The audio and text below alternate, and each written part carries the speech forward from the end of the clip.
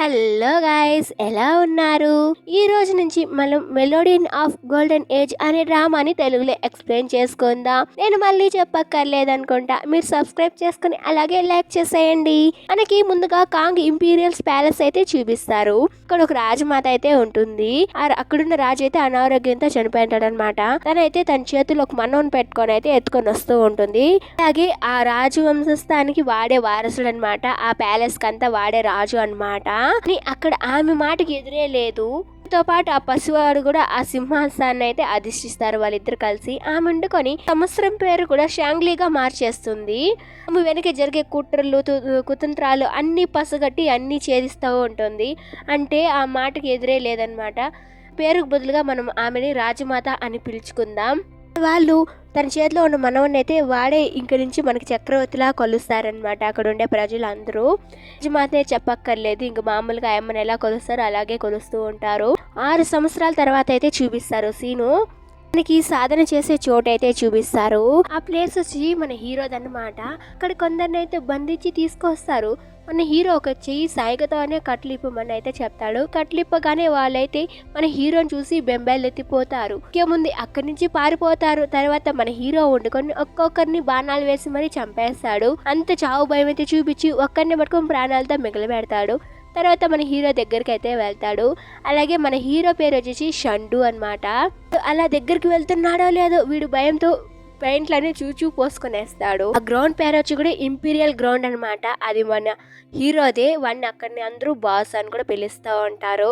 దగ్గరకు వచ్చి నిజం చెప్తావా లేదా అని భయపెడతాడు. ఇంకేముంది, వాడు ఆల్రెడీ పెయింట్లో చూసూ పోసుకున్నాడు కాబట్టి చెప్తాడు. మేము 100 మంది పిల్లల్ని అయితే కిడ్నాప్ చేసాము అని నిజమైతే చెప్పేస్తాడు. షండు వండుకొని వాడి సైనికుని పిలిపించి ఇలాంటి చిన్న చిన్న విషయాలు నా దగ్గరకు తీసుకురాకు, నువ్వే డీల్ చేసేది నేర్చుకోవాలి అనేసి మన షండు అయితే చెప్తాడు.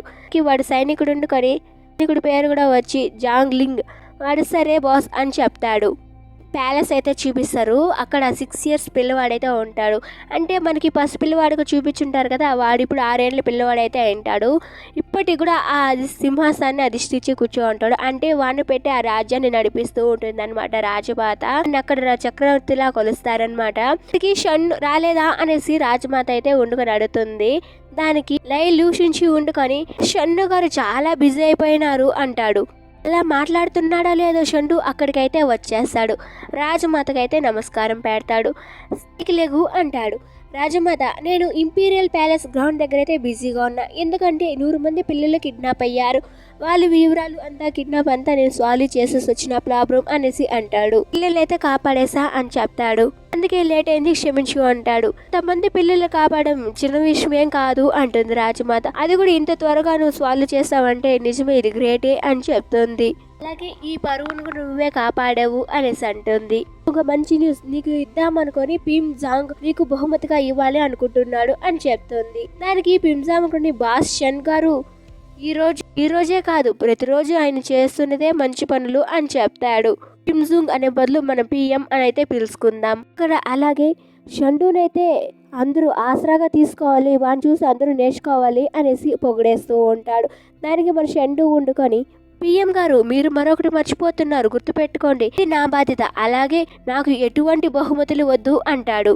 దానికి యోంగ్ యాంగ్ వండుకొని పిఎం ఎంతో బాధపడుతున్నారు. ఎందుకంటే ఇంపీరియల్ గ్రౌండ్ తో ఎంతో స్నేహం చేద్దామని అనుకున్నారు. అలా అంటుండగా రాజమాత వండుకొని యోంగ్ యాంగ్ అంటుంది, సరే అమ్మా నాదే తప్పు, నేను సైలెంట్ అయిపోతా అని చెప్తుంది. రాజమాత వండుకొని షన్ను నీకు నేను పెళ్లి చేద్దామని అనుకుంటున్నా అని చెప్తుంది. దానికి మన షన్ను ఏమీ మాట్లాడు. మరోపక్క మన హీరోయిన్ అయితే చూపిస్తారు. పేరు వచ్చేసి యాంగ్ షింగ్. ఒక అల్లరి పిల్ల, ఏం చేసినా సవ్యంగా చేయదని అక్కడ వాళ్ళు నమ్ముతారు. తన వాళ్ళనమాట. ఇలా కూడా ఎంతో కొంత టాలెంట్ అయితే ఉంటుంది. ఇక డ్రామా చూసే కొద్దీ తన టాలెంట్ అయితే బయటపడుతుంది అనమాట. తర్వాత షన్ను బయట వస్తుండగా దూషించి అడ్డుగా వచ్చి అయితే నిలబడతాడు. షన్ను, నువ్వు పెళ్లి చేసుకుంటున్నావా, అదృష్టవంతుడివే అని పొగిడేస్తూ వాడిని ఒక పక్క పొగుడుతున్నట్టు ఒక పక్క అన్నం గుచ్చుతున్నట్టు అయితే మాట్లాడతాడు. వాళ్ళిద్దరి మధ్యన మాట హోరీ హోరీ జరిగి అక్కడి నుంచి అయితే లూషించి బయలుదేరి వెళ్ళిపోతాడు. మన షన్ను వెళ్తుండగా ఫస్ట్ టైం యాంగ్ షింగ్ అయితే చూస్తాడు. మన యాక్షన్ కూడా ఫస్ట్ టైం షన్నుని అయితే చూస్తుంది. అంటే హీరో ముఖ పరిచయం అప్పుడే జరుగుతుంది అనమాట. షన్ను లూషించి ఇద్దరు ఒకే గుడికి అయితే వెళ్తారు. అక్కడి నుంచి తిరిగి వస్తుండగా ఒక బాణం అడవిలోంచి దూసుకుంటూ వస్తుంది. ఇద్దరు అలర్ట్ అవుతారు. కానీ ఆ బాణం వెళ్ళి దూషించే సైనికుడికి అయితే తగులుతుంది. అడవిలో ఎవరున్నారో పట్టుకొని మన సైనికులు అయితే పంపిస్తారు. అక్కడ మన హీరోయిన్ అయితే ఉంటుంది. నుండుకొని పళ్ళు కోసుకుంటూ ఉండగా అక్కడ ఒక అబ్బాయి వచ్చి పళ్ళు కోసి ఇవ్వడానికి హెల్ప్ అయితే చేస్తాడు. అలా వాళ్ళిద్దరు కలిసి మాట్లాడుతున్న టైంలో అక్కడికి సైనికులు అయితే వచ్చి వాళ్ళిద్దరిని అయితే పట్టుకుంటారు. మేమేం తప్పు చేస్తామని యాంగ్ షింగ్ వండుకొని అడుగుతుంది. ఇక్కడి నుంచి పదండి, వెళ్తారా లేదా అని భయపెట్టి అక్కడి నుంచి అయితే తీసుకెళ్తారనమాట. వాళ్ళే కాకుండా అక్కడుండే అడవిలో మిగతా వాళ్ళని కూడా తీసుకెళ్తారు. లీషుంచి వండుకొని నన్ను చంపాలనుకునే వ్యక్తి ఎవరు, బయటకు వస్తారా లేదా అనేసి భయపెడతాడు. అందరూ అక్కడ భయపడతారు తప్ప వాడు ఏం మర్చినా లాభం లేదు, ఎవరు బయటకైతే రారు. మనుషులతో దాడి చేద్దామనుకుంటే అప్పుడు యాంగ్ షించి వచ్చి మాస్టర్ గారు, నేను ఎవరిన శత్రువునైతే మీ శత్రువుని నేను పట్టిస్తాను అంటుంది. నాకు ఒక ఛాన్స్ ఇవ్వండి అనేసి అంటుంది. సరే అనేసి వాడిస్తాడు. తర్వాత మన యాంగ్ షింగ్ వండుకొని అన్ని వైపులు అన్ని అంచనాలు అయితే వేస్తుంది. కానీ తనకి ఏదో వైపు అంచనా తప్పుతూనే ఉంటుంది. నేను కనిపెట్టలేకపోయానా అనేసి అంటుంది. తర్వాత వండుకొని వాడు ఇంకా బాణాలతో బెదరగొడదామని బాణాలు అయితే అందరికీ గురి పెడతాడు.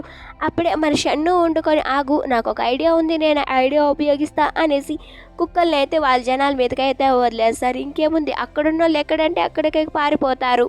అని యాంగ్ షీ మటుకు ఎక్కడుందో అక్కడే నిలబడి ఉంటుంది. మొత్తం అంతా భయపడుతూ చూస్తూ ఉంటుంది. 5 మంది అబ్బాయిలు మాత్రం హైట్గా ప్లేస్లోకి అయితే ఎక్కేస్తారు. వండుకొని హైట్గా ఎక్కిన వాళ్ళు మాత్రమే తీసుకురండి అంటారు. ఆ 5 మంది ఎక్కుంటారు కాబట్టి 5 మందిని పట్టుకొచ్చి అక్కడ కూర్చోబెడతారు. ఆ 5 మందిలో ఆ అబ్బాయి కూడా ఉంటాడు. మన హీరోయిన్కి హెల్ప్ చేస్తుంటాడు కదా, ఆ అబ్బాయి ఉంటాడనమాట. ఇది జాలిగలి, ఆగండి ప్లీజ్, మళ్ళీ నాకు ఒక ఛాన్స్ ఇవ్వండి, వాళ్ళంతా ఏం చేయకండి, నేను నిరూపిస్తాను అనేసి అంటుంది. గిలి వండుకొని బాస్ షన్ను గారు, తనకి ఎంత టైం ఇస్తారు ఏంటి మీరు అనేసి అంటాడు. సరే, నేను నీకు 6 గంటల సమయం మాత్రమే ఇస్తున్నా, అంతలోగా నువ్వు ఎవరో నిరూపించావంటే నువ్వు బతుకుతావు, లేదంటే వాళ్ళతో పాటు నిన్ను కలిపేస్తా అంటాడు. సరే అని చెప్పి మళ్ళీ అందరి మీద అంచనాలు వేస్తుంది. ప్రతి ఒక్కరిని చెక్ చేస్తుంది అనమాట. అన్నీ అయిపోయిన తర్వాత షన్ను దగ్గరికి అయితే వెళ్తుంది. నేను మీ దొంగ ఎవరో నేను నిరూపించగలను అంటుంది. ఇంక వీళ్ళిద్దరిలోనే చెక్ చేయాలి అని చెప్తుంది. షన్ను వండుకొని నీకు ఇచ్చిన టైం దాటిపోయింది, ఇంక నువ్వు చెప్పినా నేనేం వినను అంటాడు. అది కాదు, నేను చెప్పేది వినండి అనేసి బతుములాడుతుంది. నీకు కొంత సమయం మాత్రమే ఇస్తాను అంటాడు. అలా అన్న వెంటనే అక్కడికి సరిగ్గా లీ అయితే వస్తాడు. కరెక్ట్ సమయానికే వచ్చావు అనేసి షన్ను అయితే చెప్తాడు. వండుకొని ఇద్దరికి బాణాలైతే ఇస్తుంది. మీరు మామూలుగా బాణాలు ఎలా గురిపెట్టి చూపియండి అని చెప్తుంది. సరే అని ఇద్దరు గురిపెడతారు. వాళ్ళు గురిపెట్టినప్పుడు వాళ్ళ వేళ్ళనైతే తను బాగా గమనిస్తుంది. తర్వాత తను వండుకొని షన్ను గారు, నేను ఆ దొంగని ఎవరో కనిపెట్టేశాను అంటుంది. ఈ అబ్బాయి బాణం పట్టుకున్నప్పుడు బొటన వేళ్ళని అయితే పైకి లేపాడు, అంటే ముట్టుకోలేకపోయాడు. కానీ ఇతను వండుకొని బాణం గురిపెట్టినప్పుడు చూపుడు వేలుకి గాయం బాగా అయ్యింది, అంటే బాణం స్పీడ్గా వచ్చినప్పుడే ఆ గాయం తగులుండాలి అనేసి అలా అంచనాలు వేసి వాడిని అయితే వీడే శత్రువు అని చెప్తుంది. ఇంకా వాడుండుకొని భయంతో మళ్ళీ యాంగ్ షింగ్ ఉన్న చేతిలో బాణాన్ని తన గొంతుకే గురిపెట్టి నా దగ్గరకు వచ్చారంటే ఈ అమ్మాయిని చంపేస్తాననేసి బెదరకొడతాడు. షన్ను వండుకొని చంపాయి, ఒక ప్రాణమే కదా పోయేది, మా శత్రువు మాకైతే దొరికాడు అని షన్ను వాగుతూ ఉంటాడు. దానికి మన యాంగ్ షింగ్ వండుకొని ప్లీజ్ నన్ను కాపాడండి అంటూ ఉంటుంది. ఈ యాంగ్ షింగ్తో మాట్లాడుతూ వాడు విలన్ గారితో మాట్లాడుతూ వాడి చేతిలోకి మెల్లగా ఒక వస్తువు తీసుకోవాలనేది షన్ను చూస్తూ ఉంటాడు. అది గమనించిన మన యాంగ్ షింగ్ వండుకొని తన చేతిలో ఉన్న పౌడర్ అయితే వాడి ఫేస్కి అయితే కొట్టేస్తుంది. ఇంకా షన్ను వండుకొని వాడి మూతికి ఆ రాయిని అయితే ఇసిరి కొడతాడు. అలాగే బట్టలు వండుకొని వాళ్ళని అయితే గట్టిగా పట్టేస్తారు. తర్వాత యాంగ్ షింగ్ వండుకొని షన్నుకి అయితే థ్యాంక్స్ చెప్తుంది. వాడు వండుకొని మీ చేతిలో చావడం కన్నా నేనే చచ్చిపోతా అనేసి ఆ కత్తితోనే గొంతు కోసుకొని అక్కడే చనిపోతాడు. మన లీ వండుకొని ఎవరా నన్ను చంపమనింది, చెప్పరా అని అడుగుతూ ఉంటే షన్ను వైపు ఏలు చూపిసి వాడే అని చెప్పి చనిపోతాడు. షన్ను, నువ్వు నా మీదేమన్నా మర్డర్ ప్లాన్ చేసావా అనేసి లీ వండుకొని అయితే అడుగుతాడు.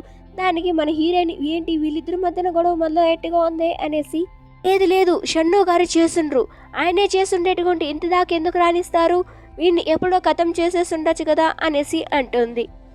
యాంగ్ షింగ్ చెప్పిన దాంతో కొంచెం లాజిక్ ఉండడంతో వాడుకొని లేదు నేనేదో తమాషా చేశాను, నువ్వు దానికే సీరియస్ అవుతావా అనేసి అంటాడు. షన్ను అనేసి లీ వండుకొని షన్నును కూడా అడుగుతాడు. షన్ను అప్పుడు కూడా ఏం మాట్లాడాడు, సైలెంట్గానే ఉంటాడు. సరే లీ అని అక్కడి నుంచి అయితే వెళ్ళిపోతాడు. అక్కడి నుంచి యాంగ్ షింగ్లింగ్ కూడా వెళ్ళిపోతుంది. షండుతో వచ్చి జాంగ్లింగ్ వచ్చి అదే తన సైనికుడు వచ్చి, మీరు పెళ్లి చేసుకోవాలనుకుంటున్న ఆ అమ్మాయి చెల్లే కదా యాంగ్ షింగ్, అంటే డాక్టర్ కూతురే కదా అనేసి అంటాడు. అంటే మీకు మర్దలు కదా అనేసి అంటాడు. తను ఈ విషయంలో అబ్బాయిని కాపాడేసింది అంటాడు మన షన్ను వండుకొని.